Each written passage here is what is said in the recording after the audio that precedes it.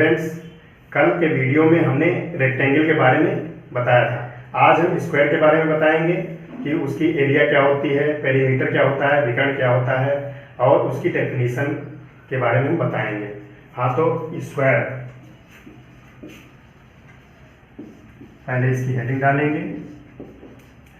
Square की definition होती है कि चार भुजाओं से घिरी वह आकृति, तो चित्र बना रहे हैं,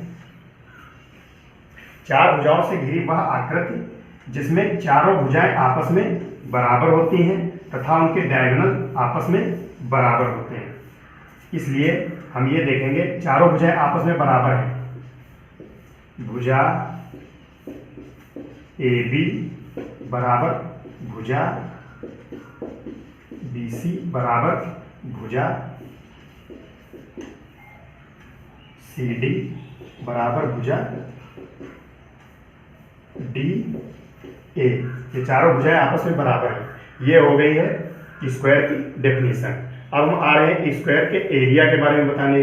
स्क्वायर का क्षेत्रफल क्या होता है, उसकी डेफिनेशन, फार्मूला और बाद में हम उसका एग्जाम। तो हेडिंग डालने जा रहे हैं, एरिया ऑफ स्क्वायर।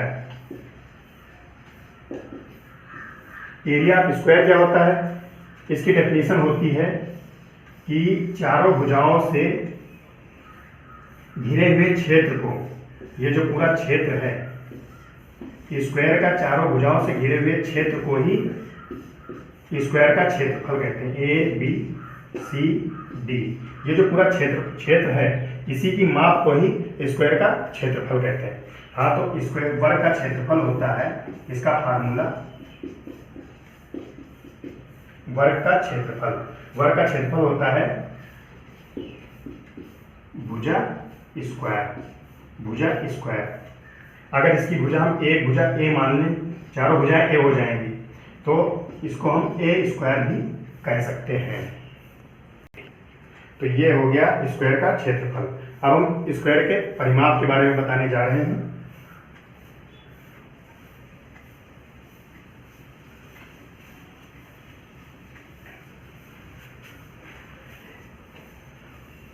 स्क्वायर का परिमाप जो होता है, स्क्वायर की चारों भुजाओं के योग को ही स्क्वायर का परिमाप कहते हैं। ये हमने चित्र बनाया वर्ग, और मान लिया इसकी एक भुजा A है। स्क्वायर की सभी भुजाएं आपस में बराबर होती हैं, इसलिए ये चारों भुजाएं A हो जाएंगी। चारों भुजाएं A हो जाएंगी। तो हम यहाँ फार्मूला लिख रहे हैं, वर्ग का परिमाप ये हो जाएगा 4 गुणे भुजा। अगर भुजा को A मान रहे हैं तो यही हो जाएगा 4 गुणे A, यानी 4A। ये 4A हो जाएगा वर्ग का परिमाप। वर्ग का परिमाप वर्ग के चार भुजाओं के योग के बराबर होता है। वर्ग का परिमाप बराबर 4 गुणे भुजा यानी 4A। अब हम वर्ग के विकर्ण के बारे में बताएंगे। वर्ग का विकर्ण जो होता है,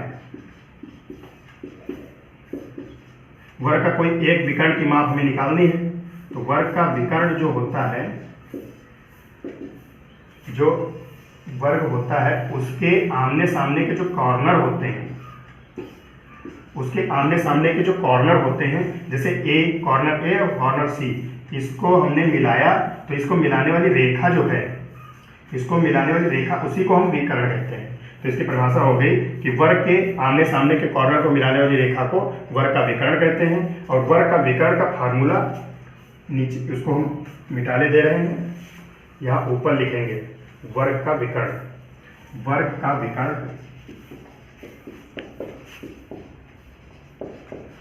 इसका फार्मूला होता है भुजा √2।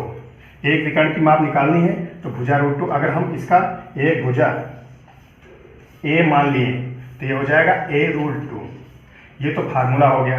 हमने एरिया के फार्मूले के बारे में बताया, वर्ग का परिमाप के फार्मूले के बारे में बताया, और ये विकर्ण के फार्मूले के बारे में हमने बता दिया।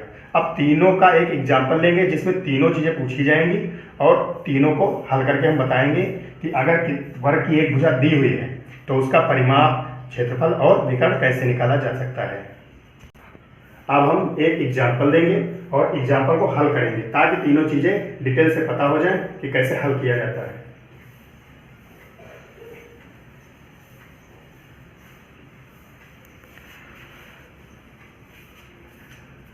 हम एक एग्जाम्पल दे रहे हैं।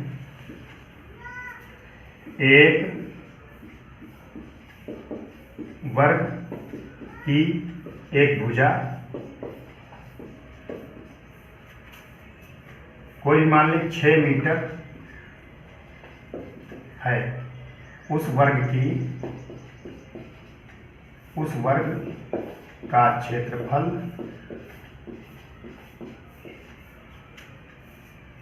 का परिमाप तथा उसके एक विकर्ण की माप ज्ञात कीजिए। भुजा दी हुई है, पहले तुम लिख लेंगे, दिया है हल, दिया है एक भुजा ए मान रहे हैं, ए बराबर 6 मीटर। अब वर्ग का क्षेत्रफल निकालेंगे। वर्ग का क्षेत्रफल का फार्मूला लिखेंगे, वर्ग का क्षेत्रफल ए बराबर भुजा स्क्वायर यानी ए स्क्वायर। ए स्क्वायर मतलब 6 का स्क्वायर मान रख दिए, और 6 का स्क्वायर होता है 6 गुणे 6 रखेंगे तो हो जाएगा 36। तो ये 36 मीटर स्क्वायर, ये हो गया वर्ग का क्षेत्रफल। वर्ग का क्षेत्रफल निकल आया और अब जो है उसके परिमाप को हम निकालने जा रहे हैं। वर्ग का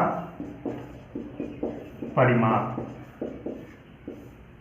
वर्ग का परिमाप होता है 4 गुणे भुजा यानी 4 गुणे ए, 4 गुणे ए का मान रखेंगे 6 तो ये हो जाएगा 24 मीटर। ये निकल गया वर्ग का परिमाप। अब वर्ग का एक विकर्ण निकालना है, तो वर्ग का